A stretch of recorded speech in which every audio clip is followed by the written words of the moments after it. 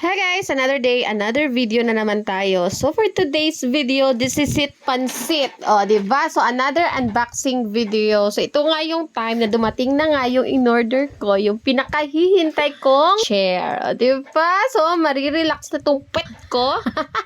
Dahil nga hindi na matigas yung uupuan ko. Ayan, sobrang laki nga ng box nito. So buti na lang talaga is hindi nga nahirapan si rider sa pag-deliver dito. Pero ayan guys, ipiflex ko lang yung mga rider namin dito. So, mababait yung naging mga rider namin dito sa lugar namin. Iwan ko lang kung okay din doon sa kabilang barangay. Pero dito sa barangay namin, so, ayan, mabait yung mga delivery rider namin. O, diba? Ayan, pagkadating nga, agad ko na nga siyang in-unboxing. Kasi ito nga yung hinihintay ko, besh. Excited na excited ako. Medyo matagal lang din talaga siyang dumating. Kasi matagal siyang na-ship.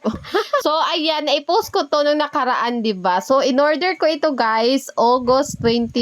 Pero na-ship siya September 6. And dumating siya kahapon, September 12. O, diba, super tagal niya, guys. Kaya din talaga siya matagal na na-ship dahil pre-order nga itong gaming chair natin. Ko lang din alam, sa ibang kulay ko, meron nga silang stock. So, ayun, dahil matagal nga siyang na-ship, guys, muntik ko na nga kinancel ito. At hanggang sa nakalimutan ko na lang din na meron pala akong chinek out.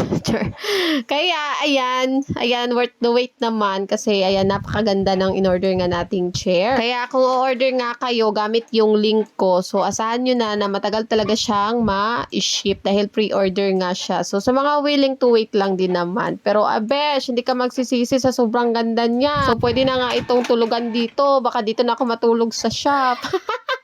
So, ayan na nga, balik tayo dito. So, after ko nga siya ma-unboxing, dahil ayaw ko talaga yung mga assemble na ganito. Kaya, ayan, tinawag ko nga si daddy, siya na nga pina-assemble ko. Baka kasi kapag ako na yung nag-assemble, besh, mas madami pa yung pawis ko kaysa sa nagawa ko.